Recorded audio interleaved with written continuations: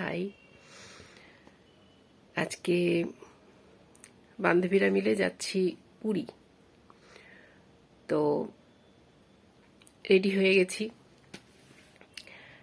এখন গাড়ি বুক করব, তারপর হাওড়াতে বের হব। আর 5 দিনের ট্যুর আমাদের। আমরা কাজের মধ্যে একটু রিল্যাক্সেশনের জন্য কয়েকটা দিন বাইরে ঘুরতে চলে যাচ্ছি। অনেক ঠান্ডা নেই, তারপরেও লাগেজ তো একটু বেশি হয়ে গেছে। বেশি বলতে একটা পিট ব্যাগ আর একটা হ্যান্ড লাগেজ।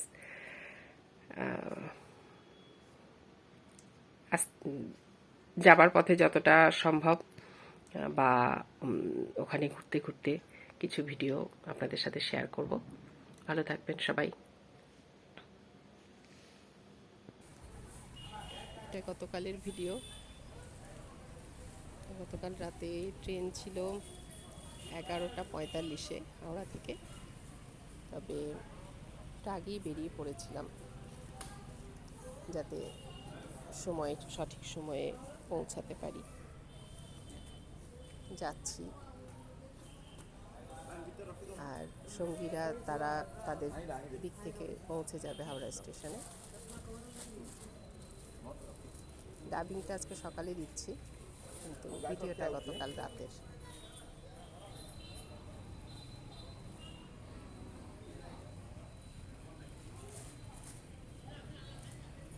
ভিআইপি রোড,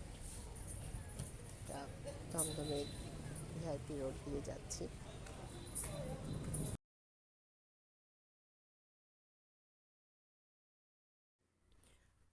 পুরো ভিআইপি রোড জুড়ে আলোকসজ্জা। এটা শুরু হয়েছে সেই 25শে ডিসেম্বর। 25শে ডিসেম্বর থেকে শুরু করে 31শে ডিসেম্বর, 1 জানুয়ারি পুরোটাই চলছে। দেখতে দেখতে হাওড়া ব্রিজে চলে আসলাম।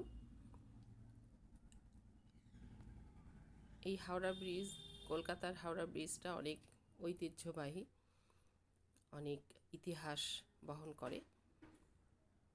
অনেকে হাওড়া ব্রিজটা দেখতেও আসে। গঙ্গার উপরে এই হাওড়া ব্রিজ। হাওড়া স্টেশন ভীষণই জনবহুল এবং কলকাতার মধ্যে এই স্টেশনটা সব থেকে বড়।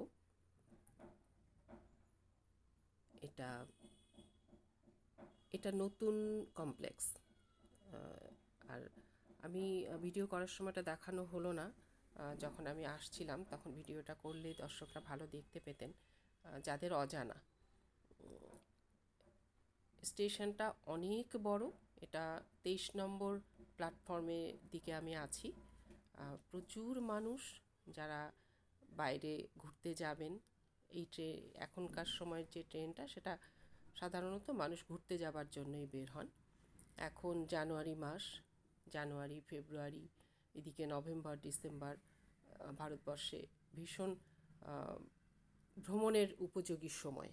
বিভিন্ন এলাকায় মানুষ এই সময় ঘুরতে যান, পছন্দ করেন এই সময় ঘুরতে যাওয়া। আমি আমার বন্ধুদের জন্য অপেক্ষা করছিলাম। 23 নম্বর থেকে চলে এলাম। যাদের সাথে যাব আমরা একসাথে বন্ধুরা, তারা পৌঁছেও গেছে। এক একজন এক এক দিক থেকে এসে আমরা এক জায়গায় জমায়েত হয়েছি। এটা 23 নম্বর প্ল্যাটফর্ম। এটা আবারও বলছি, এটা নতুন কমপ্লেক্স, নিউ কমপ্লেক্স।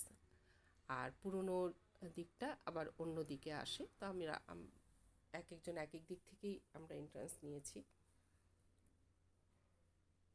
স্টেশনটা দেখানোর জন্যই আমি দেখাচ্ছি, এবং মানুষের সমাগম, কোলাহল, এটাই দেখাচ্ছি। হঠাৎ করে দেখলাম মানুষজন দৌড়াদৌড়ি শুরু করেছে। ঠিক বুঝে উঠতে পারলাম না যে বিষয়টা কী। শর্মিষ্ঠা এসে গেছে, আমি উপস্থিত হয়েছি, পারমিতা আছে। আমরা ট্রেনে দুটো কম্পার্টমেন্টে আলাদা ভাগ হয়ে গেছিলাম। তো আমার বন্ধুরা যে কম্পার্টমেন্টে ছিল, সেখানে কজন অবাঙালি ছিল খেলোয়াড়। তো তাদের ভাষা আমরা বুঝতে পারছিলাম না, আমাদের ভাষা ওরা বুঝতে পারছিল না। তাই নিয়ে আমরা মানে একে অপরের সাথে একটু মজা করছিলাম। পরে অবশ্য আমাদের খুব বেশ ভালো বন্ধুত্বই হয়ে যায়, ফোন নম্বরের আদান প্রদানও হয়। তারা খেলতে এসেছিল কলকাতায়। এই ছিল আমাদের জার্নির প্রথম দিনের কতগুলো টুকরো টুকরো অংশ। 17ই জানুয়ারি আমাদের জার্নি শুরু হয়েছিল, তারই কিছু অংশ এখানে জুড়ে দিলাম। পরবর্তীতে আরও যেগুলো ভিডিও আকারে ধারণ করেছি এখন পর্যন্ত, বা আরও যেগুলো করব, সেগুলো টুকরো টুকরো করে আবারও আপনাদের সামনে তুলে ধরব। আজ এই পর্যন্ত। ভালো থাকবেন সকলে। দেখা হবে আবারও কোনো ভিডিওতে বা ব্লগে।